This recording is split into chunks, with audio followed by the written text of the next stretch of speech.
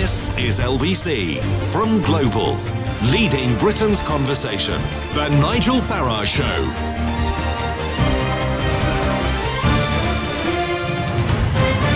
So the Germans are going to the polls today, and Angela Merkel is hot favourite to become the German Chancellor for the fourth time. Mutti, or Mother, as she's known in Germany, a very dominant figure in German politics, seen to be perhaps the safest pair of hands across the whole of Europe when the big Euro crisis hit from 2008 to 2010. But also, controversially, of course, it was she who, when in 2015 Mr Juncker triggered the European Union's asylum policy, basically saying that anyone that set foot on European soil having crossed the Mediterranean could stay. She said, you know, we can cope. Germany can cope. Send us as many as you want. And over 1 million people came in 1 year, which has led to big concerns about integration, not to mention even concerns about potential terrorists coming in via that route. Now, under normal circumstances, her beating Martin Schulz from a Social Democrat, Schulz, who, after 23 years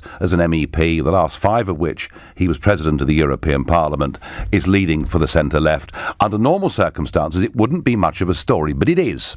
And it is because there is a new party in German politics, the AfD, the Alternative for Deutschland, and they are seen to be a highly controversial party indeed. Every news report you see in the United Kingdom will describe them as being far right. They don't have any seats in the Bundestag at the moment, though they have won some seats around the regional parliaments, and they did win MEPs at the last European elections. They've not been around very long. They started in 2013. They really began as a party that was deeply critical of Germany's membership of the euro and what the implications of that were for German taxpayers. But since then, I think immigration has been really their number one issue. And earlier on today, I interviewed Beatrix von Storck, MEP, and someone who's known to me, and she's the deputy leader of the AfD party in Germany, and I began by saying to her that it could be quite a big day for their party. It's a big day for our party. It's a big day for our country, I guess. It's a big shift in the political system. This is what we're going to see. And so everyone is quite excited. I think others even more than we. Well, yeah, but I mean, I'm looking at it from a British perspective. I mean, this is the far right coming back into the Bundestag, into the German Parliament, and I have to say, a lot of commentators here are scratching their head. How could the far right have ever re-established a toehold in German politics? I think the general point to make about this is that is the other parties who have just moved to the far left, which then gives the impression that we might be a bit right. We are just centre right there. When you look at our program, where the Christian Democratic Party has been a few years ago, so we're just staying there where the others used to be. So the whole political system has shifted to the left, and now people are a bit fed up with this direction, and they just want to have a centre-right voice of a reasonable voice. Yeah, but it is true, is it not? Which is going against the ever closer union and all these policies. Well, that's on the politics of the European Union, and I understand that, but it is true that you've had senior members that have made comments that have been seen to be anti-Semitic. You've had people say things about the religion of Islam that certainly give the impression that some of your party want it banned from Germany. I mean, you can't deny that the AfD have picked up some people for whom the term far right is appropriate. We have got some. We have got excluded some. There's still some procedures going on others. That's not, and no one denies it. That's true. The thing is that we are trying to establish the party and to clear this line, very on a tough line. If you look to our program, This is. There's no question about it, and we have to get rid of some people, and we're doing it, and we're doing so. So, what is the attitude? I mean, you are going to be, according to the opinion polls, you could be the main opposition party in the Parliament if there's a new grand coalition again between the Martin Schulz's party and Angela Merkel's party. I mean, what is your position? Firstly, on membership of the European Union, and secondly, what actually genuinely is your attitude towards Islam? Starting off with the most important thing, which is Islam. We say Islam does not belong to Germany, but of course many Muslims do. There are many Muslims living integrated in our society, so no problems with them. But Islam at itself is claiming in its most interpretations political power, and this does not go together with our values and with our constitution. And in particular, the Sharia does not fit into our society. Sharia is regulating also the civil law and the punishing law and the public law, and this does not function within our framework. So this is what we say about Islam, and we do not want to have more and more Islamization within our culture. This is what we deny. Again, we are, of course, favouring religious freedom for everyone. Right, so let me just be clear here. You're against Sharia, you're against Islamification, but what if I'm a moderate Muslim, practising, living in Berlin? I mean, I'd be rather scared, wouldn't I, Beatrix, if you get elected? No, I don't think so. I mean, we are supported by those liberal Muslims who are trying to put reforms on Islam. They are pretty much on our side. So there are lots of people who are criticizing Islam publicly while being Muslims, and they are supporting us because they know this is the right approach. So if you would be a liberal Muslim, you should support us, and we would support you, and we would welcome you to our party. If you would favor Sharia law, then better not. No. And we voted for Brexit. We voted for Brexit, albeit the Prime Minister appears to have delayed it for at least 2 years. But does your party want to leave the European Union or reform it? Well, I think the first idea is we want to have deep reforms, knowing that it will never function. So that's a bit of a dilemma. It's not very popular in Germany to say we want to leave the European Union. But what we want is we support all those who are doing so. So we were very much in favour of the Brexit vote of you, because we think this might put efforts on the others to reform the European Union. What we see at the moment, of course, is the contrary. They are trying to put this ever closer union even closer and quicker together than ever. So that's going to be difficult. But we say we do not want to give any other sovereignty rights on the European level. Rather, we want to have sovereignty rights back to our country, to nation states. We want to keep the nation states as sovereign democracies, and we do not want to have an ever closer union. And assuming that Mrs. Merkel gets back again, and it looks like she will, what can Brexit Britain expect in negotiations from Chancellor Merkel? Well, I doubt that this is good news. I think she will stick to the basic European line, which says political decisions first. So you have to pay the punishing fee until only afterwards we want to have a free trade deal.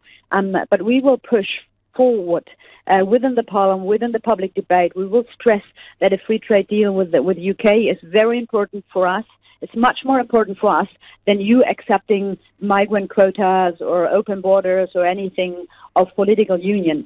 So this is one point we will make in our decision-making process, and we'll try to explain to the German people that it's of importance for hundreds of thousands of jobs in Germany that we have a free trade deal with you without political points. And how many seats do the AfD win today? Something in between. It can differ from 60 to 90. I think this is the range, because one thing we do not know is how big the parliament will be. Due to our political system, we could end up with 590 seats or even with 700. And this is what we don't know. And then the polls say we're in between 10 to 13, 14%. Okay. Out of 600 or 700. Well, in 12 hours' time, we will know. Beatrix von Storck, thank you very much for joining me on LBC. Well, that was Beatrix von Storck, deputy leader of the AfD party in Germany. And when you wake up tomorrow morning, you will hear that Chancellor Merkel is going to become the Chancellor for the fourth time, and that'll be a small part of the news story. The big part of the news story, and it will go global, is that a right-wing party has broken into the Bundestag and will win a significant number of seats. And, you know, if they get 13%, they may well get as many as 90 seats. Interesting, isn't it? UKIP got 13% in 2015 and 1 seat. This is the point. Proportional representation is the norm in Europe, and it does allow parties like AfD to get a significant presence in the Parliament. Now, you've heard her defence of the party against accusations of being far right, and that'll be interesting to watch and see how they develop and how they get on. But for us, for Brexit Britain, the attitude that Mrs. Merkel takes is clearly going to be very, very important. She is the most important, most dominant figure in European politics. Germany is the biggest country. It also is the biggest contributor to the European Union. Is Chancellor Merkel perhaps going to try and do a deal to get the Brits not to leave by making some concessions, or is she going to join Juncker and Barnier and be a real hardliner and ask us to pay up, and to pay up in a big way? I don't know the answer to that, but I'm asking you, is Chancellor Merkel getting her fourth term good news for the United Kingdom or not? Let me know your answer on 0345 6060 973. You can text me to 84850. You can tweet using the hashtag Farage and LBC at LBC. You can watch us on Facebook and comment there too. You're listening to the Sunday edition of the Nigel Farage Show, exclusively on LBC, and it's 11:15. The opinion polls in Germany show that Chancellor Merkel is 10 points ahead of Martin Schulz of the Social Democrats, and that she's coming back for a fourth term as German Chancellor. I'm asking you, is that what you think is a good thing for the United Kingdom, for Europe, and indeed for the world? And where better to go to start this conversation than Munich in Germany? And I speak to James. James, good morning. Good morning, Nigel. Thanks for inviting me to speak. Not one bit. So she's been there an awfully long time. She's she's generally, I think on the economics of things, she's been seen to be pretty good. But I think her migrant policy has probably led to the rise of the AfD, hasn't it?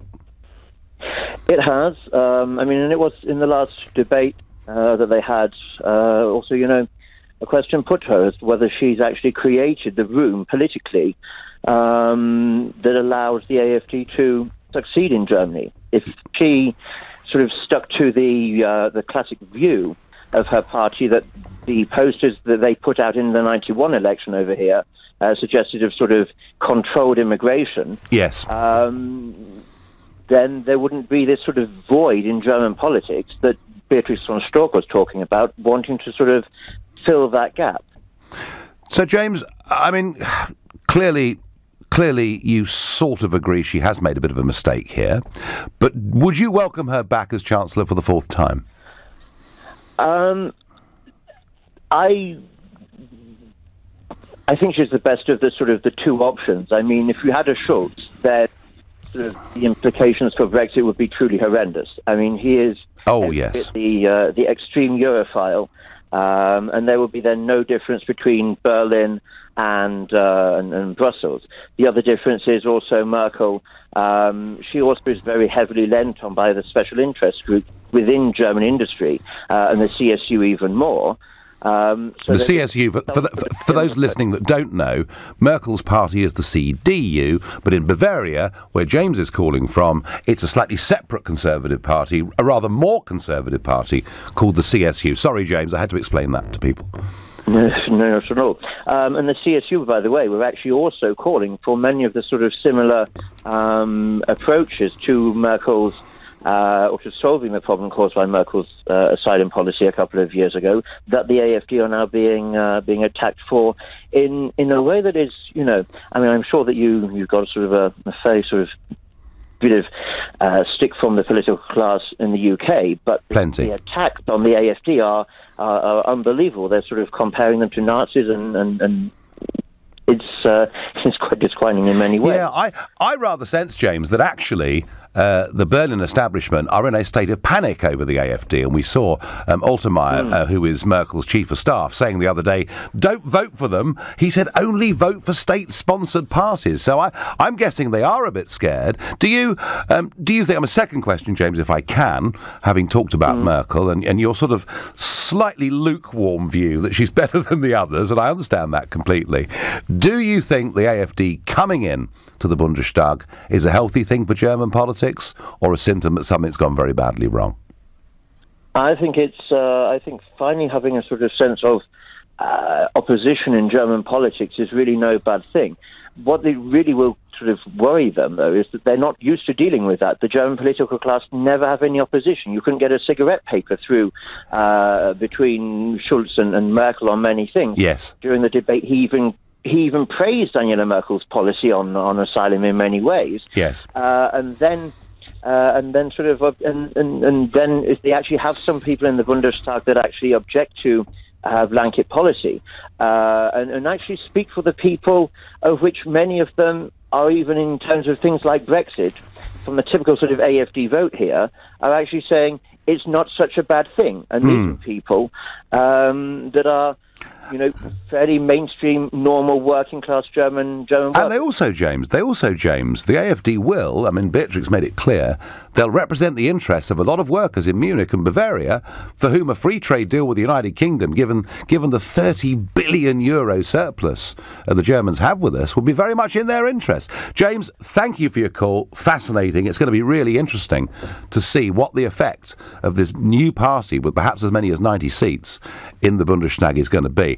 And to prove our international dimension, we now go to Conroe in Texas, where Daniel is from Texas, going to tell us what he thinks Europe looks like and Mrs. Merkel looks like. Good morning. Well, it's very early in the morning there, isn't it, Daniel? It's 5 a.m. Right. Almost 5:30. Okay. So how does it look from there, Daniel? Mrs. Merkel probably coming back for a fourth term. Well, I think everyone around the world should have some concern, especially anyone who's watching this ever closer integration of the European Union. Let's go back. It hasn't even been a month now that the mainstream media apologists for the European bureaucracy declared Merkel the moral compass of the Western world. And so, I think when I look at this, as I'm in a state right now where Texas leaving the Union polls at about mid-40s to high 40s. Wow. Anytime it's asked. Yeah. This idea of ever closer integration, the fact that she's even touting it, I think the choice in these elections, in the German elections, is like, would you like your left leg amputated or your right leg amputated? It's not really much of a choice, but I think AfD is playing a role of the foil in this. And I think it's a surefire sign that, the European bureaucracies, or these larger unions, are in question all around the world right now. Yeah. And the fact that it's happening in Merkel's backyard, I think, is at least heartening in that regard. Yeah, Daniel, I think whether people agree or disagree with the AfD, and Beatrix von Storck, who we had on the programme, is a very respectable woman. I like her. There are other elements of that party I'm less sure about. But I think, Daniel, where you're right, is actually it's going to shake up German politics. It's going to shake up the German media. It's going to get a very different debate going in Germany. But it does seem to me that the common sense thing for Merkel to protect German jobs would be, say, let's have a free trade deal with the United Kingdom. But I suspect, Daniel, that her love of the European project will come above that. Well, she is part of the establishment, so she is going to have to toe the party line. Regardless of what her personal feelings are, the party line is that the European project must move forward. Yes. It must move to this ever closer integration. And so, all of that is sort of ridiculous and beside the point.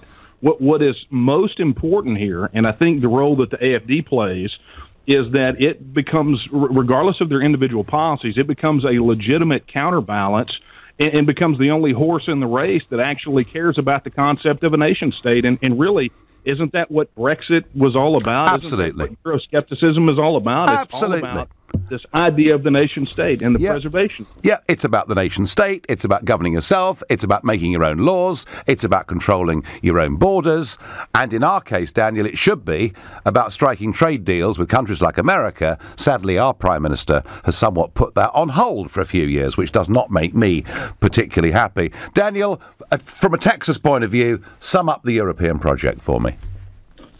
Well, I would say this, is that May needs to come to Texas and get some negotiating tactics and tricks and tips. She needs to get a class, because the European bureaucracy are all hat and no cattle. They hold none of the cards. That is a great Texas quote. In fact, it's so good, Daniel, we have to leave it there. Fantastic. Thank you. Well, Daniel, giving a global view on how he sees the nation state and where it fits in, and Europe is all hat and no cattle, which is a very, very Texas point of view. Greg asks me, he says, how is Merkel ruining Germany?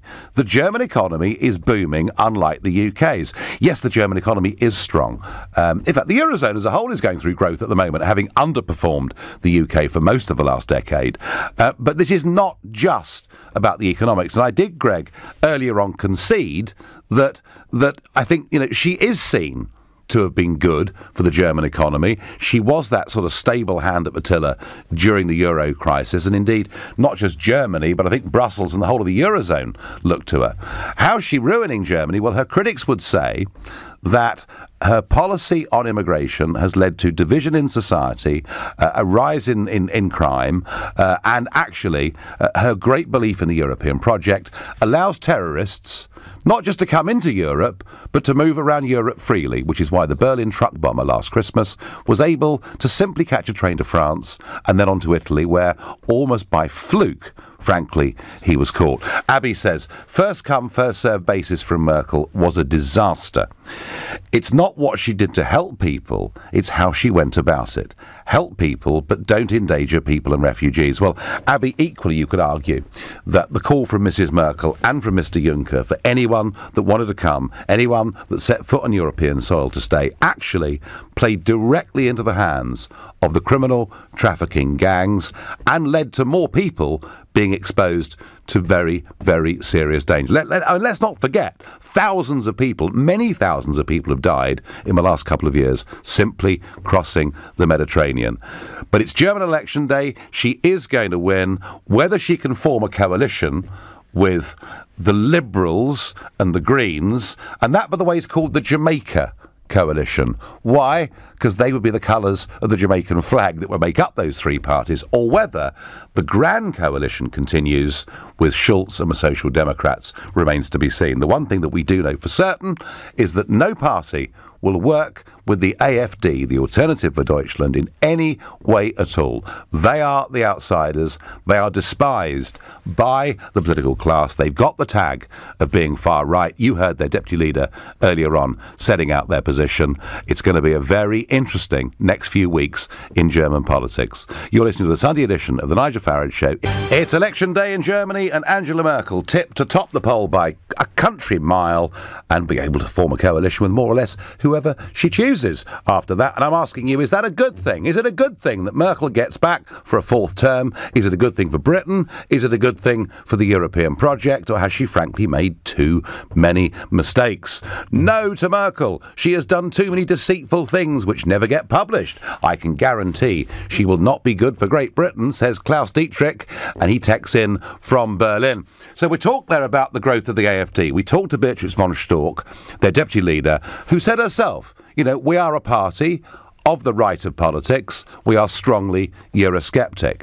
But interestingly, of course, Euroscepticism is not just confined to the right. Massive mistake when UK newspapers give you that impression, because in France there is a very strong left-wing, and I mean really left-wing political leader called Jean-Luc Mélenchon, and he is making waves in Paris, and he's doing it right there today. So to find out more, let's go to LBC's Paris correspondent, Peter Allen. Peter, good morning. Good morning, Nigel. Yes, Jean-Luc Mélenchon, he's out on the street in Paris today with many thousands of demonstrators, not all left-wing, of course, a lot of them are just anti-government. Yep. And they are sick and tired of Emmanuel Macron already. He's only been for a few months. But a lot of protests going on. So this is, I mean, Peter, we've seen all this before. I remember when President Sarkozy was elected saying he was going to make labour market reforms and being hailed as the new Thatcher. And it seemed to me that sort of a month in, a couple of 100,000 trade unionists turned up in Paris, protested, and he gave up any attempt, really, at reforming things. Is this much the same pattern in your view? Well, it could be. This has happened for years. It happened under Chirac. It happened under Mitterrand, and of course it happened under poor old François Hollande, although that didn't get a great deal of publicity because everybody assumed it would happen under socialist government. But we have got to see. The demonstrators are saying there's 150,000 of them on the streets of Paris here already. Police are saying it's about 30,000. Right. Now, it's repeated every single time, and Macron thinks he has got the chance to do something, carry out reform. We don't know whether it's going to happen or not. He's forcing a lot of things through by presidential decree, so he's doing it very, very quickly. So it's all a question of how the country reacts. And lots of this legislation is reversible. Would it be fair to say, Peter, that since the elections that the French had, the almost never-ending series of 2 rounds of elections for the presidency, 2 rounds of elections for the Parliament, the Assemblée Nationale, would it be fair to say that Jean-Luc Mélenchon, who, as I say, is a hard-left, hardline Eurosceptic, would it be fair to say he is making now some serious political advances in France? I think it would. He has got a lot of support. There's an anti-establishment feel about everything. Just have a look at how the establishment parties, the Gaullists and the Socialists, absolutely routed at all those elections you referred to. And absolutely, there is an anti-establishment feel about it. A lot of people say that Emmanuel Macron is a member of the establishment. He would disagree. He started his own movement, and he wants something different for France. And what is the age profile of the protesters, and in particular, those that are really keen Jean-Luc Mélenchon supporters? Well, strangely enough, you do get a lot who are quite old, but a lot of youngsters as well. Yeah. There's a real sort of broad cross-section. If anything, I would guess, having spent a lot of time on these marches, I would say 18 to 25-year-olds are very well representative, but so too are perhaps those who are older than 50, say, older than 55. Okay. That's really what we're looking at, yeah. Tremendous. Peter, thank you very much for the briefing on what's going on in Paris. My thanks indeed. So there you are. We've discussed already in this hour right-wing Euroscepticism in the shape of the AFD and left-wing Euroscepticism in France in the shape of Jean-Luc Mélenchon, whose political movement is called Unsubmissive France. So it's pretty full-on stuff. And Mélenchon basically wants France to leave the European Union. There's no other way of interpreting the comments that he makes. And the other point that is interesting is we keep being told that it's the young people who are in love with the European project, and actually it is the young people across Europe who are fueling the movements, some on the right, some on the left, that are questioning the whole establishment of this European project. It's only in the United Kingdom, the only country I can see in the European Union where it's seen that the youth are in favour of Juncker and the gang is this country, the United Kingdom. It's completely different, especially in the Eurozone. So, back to the centre-right in Germany, which of course is Mrs Merkel's CDU party and the AfD, further to the right than her.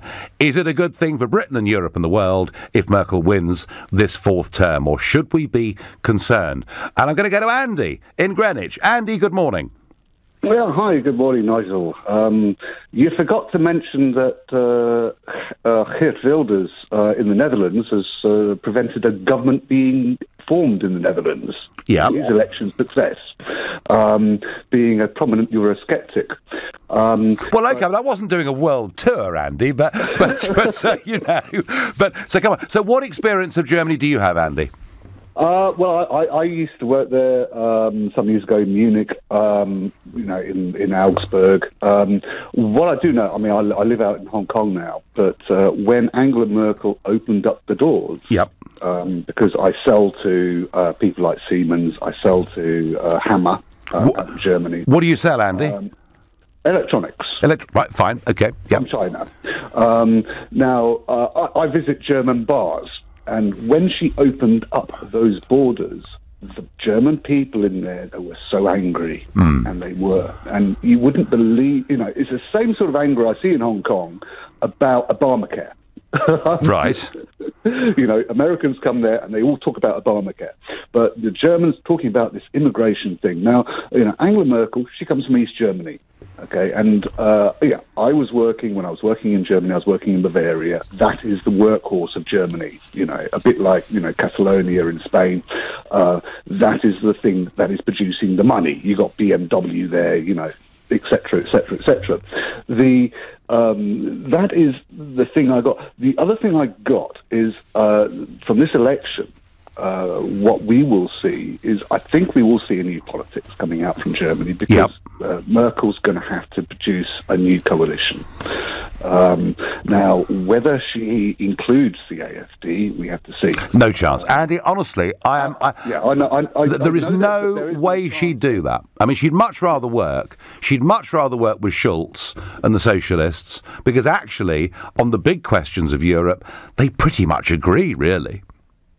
I know, but there are other coalition partners who won't agree with her. They want a solution for free trade with Britain, and that is what I want to see from this election. Yes, those parties, less extreme, getting more seats. So the Liberals, just to sort of help people here, the Liberals, I think, are very much a free trade party, aren't they? The Liberals, I think, would be very much in favour of, let's negotiate something sensible with the United Kingdom. But Andy, let me ask you, Merkel obviously wants to be seen to be defending the German economy, to be defending German companies and German jobs, but at the same time, she has always been utterly committed, in public at least, to the European project. Which of those does she choose when she comes back for a fourth term? Well, she's probably going to choose what she grew up with, and the European project took her out of East Germany. Yeah. That's our problem. Well, did it really? Was the fall of the Soviet Union really to do with what was going on in Brussels? I see that as her political awakening. Okay. That's our problem. And hopefully, other parties can push her towards a more free trade area. Right. So her instinct would be the European. To Germany. Her instinct would be the European project, not a deal with Great Britain, but a coalition partners may push her there. That's what I hope. Interesting. Andy, thank you very much indeed. Andy there with a very good knowledge of German politics. It would be fun if Merkel got no overall control, says Gray. Well, she won't get overall control. She's unlikely to form a majority on her own, and that's partly because the AfD have chipped away a fair bit of her vote. But she's going to be the biggest party, I think, by quite some margin. Merkel is the best of two bad options. Schulz would be a disaster for the UK's Brexit. The EU and beyond, the media is doing its usual job of smearing any opposition. And Schulz, I have to say, he was leader of the Socialists in the European Parliament for many, many years before becoming the President of the Parliament. And I don't think anybody, even Verhofstadt, has shouted at me as much and as vigorously as Martin Schulz did on many, many occasions. And if you go and have a little look on YouTube, you will see Schulz and I exchanging non-pleasantries over the course of the last decade or more. You're listening to the Sunday edition of the Nigel Farage Show, exclusively on LBC. It's 11:45. Coming up at 12 on LBC. It's the German elections, and the unsmiling, serious but dominant German Chancellor Angela Merkel is absolutely top favourite to get back for a fourth term. But perhaps the big story over the next few days is going to be the fact that the AfD, the Alternative for Deutschland, Eurosceptic, and with a very strong views on elements of Islam, is going to get perhaps as many as 90 seats given the German proportional representation system. They're on perhaps as high as 13% in the opinion polls. And I think that will be a big global story over the course of the next few days. And that's one thing that we do try and do on the Sunday, is we try not just to reflect what's happened in the past week or the past day, but to try and look ahead to what that debate's going to be. So is Angela Merkel going to be good news for Britain or bad news for Britain? Is she going to adhere to her public position of supporting European unification in all its forms, or is a more pragmatic Merkel going to emerge, who either tries to say, look, actually, we need a free trade deal with the UK more than anybody. We're selling them an awful lot of cars and washing machines. Or could she even try and play a clever brokerage role and say, do you know what? If we'd given Cameron stuff, they might not have left. What about now? Making some grand deal with the British. None of this, it seems to me, is impossible. However, put me up against a wall, and I suspect that her loyalty to the project, to her belief in European unification, will come first. I suspect, but I hope that I'm wrong.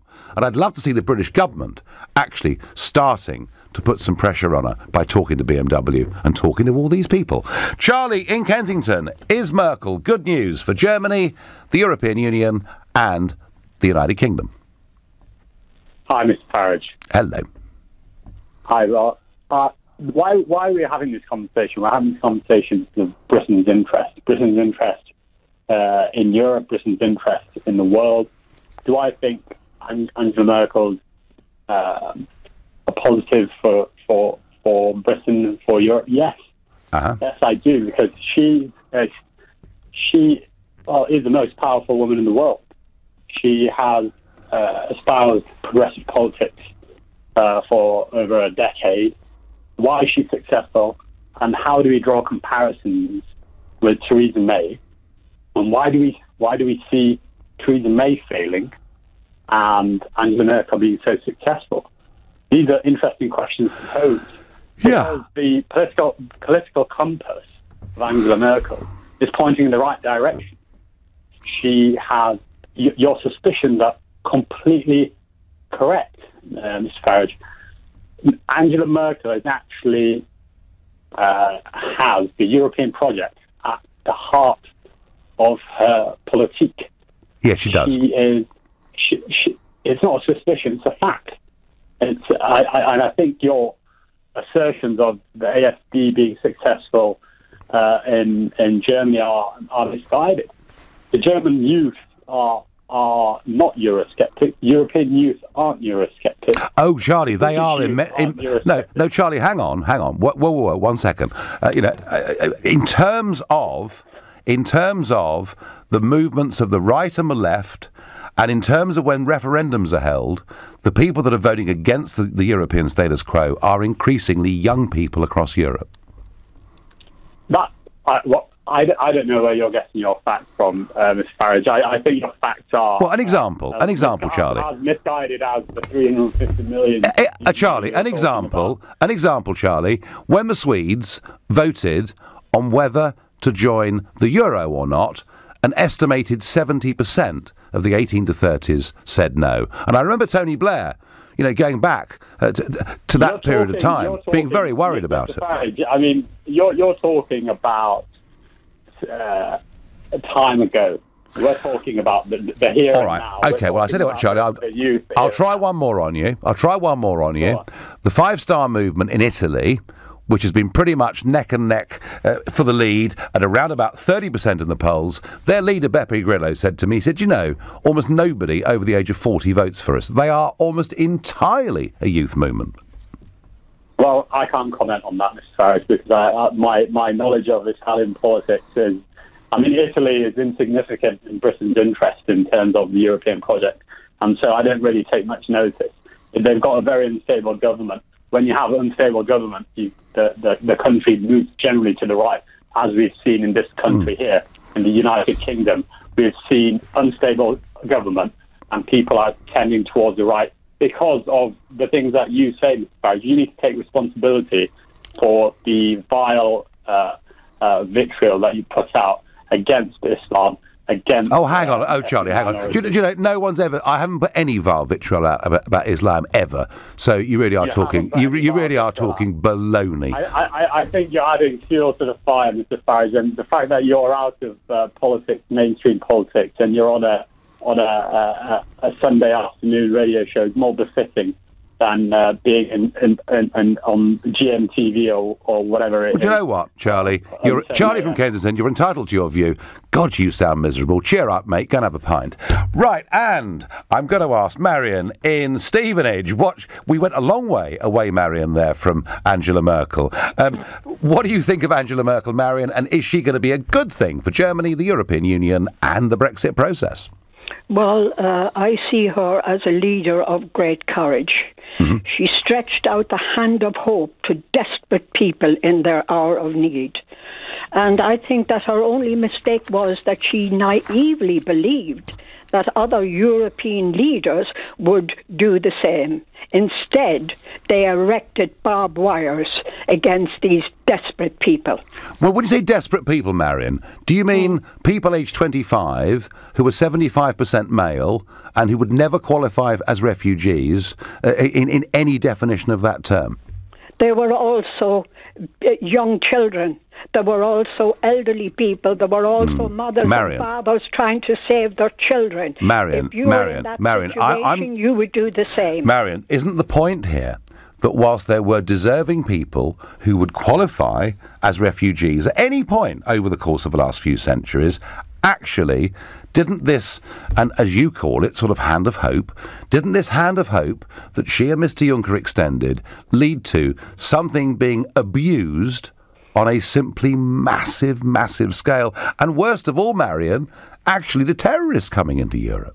Well, I think that what people would do, families would do, that they would send the children that they believed would have a better chance of survival.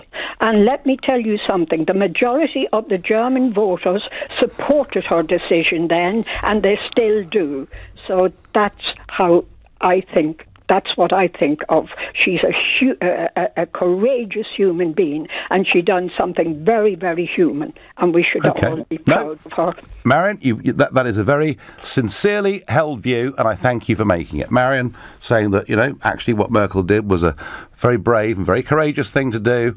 I personally would like to have seen it sort of tempered by, perhaps, wouldn't it have been sensible for Germany to assess offshore who actually qualified to be a refugee and who didn't? And had that happened, they wouldn't find themselves now embroiled in this massive row. And don't forget, I was in Prague at the end of last week, and you've got, 4 governments there. You've got the Hungarians, the Slovaks, the Czechs and the Poles saying, no.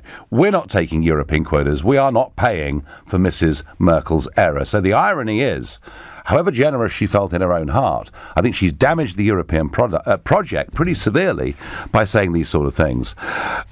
Well, I have to say that I think it's going to be a fascinating week in German politics. And there are some who will argue that Mrs. Merkel is not all she's cracked up to be. There are some who will say, actually, despite what people like Marion think, what she did was one of the biggest political mistakes made by a Western leader in modern times. Either way, she's going to win. The AfD will be there. The Labour Party will keep rowing about the European question, and the Tories could be in for a nightmare when they get to Manchester. You've been listening to the Sunday edition of the Nigel Farage Show. I'm back tomorrow from 7. Coming up at 3, it's Alex Salmond, but up next, it's Owen Jones.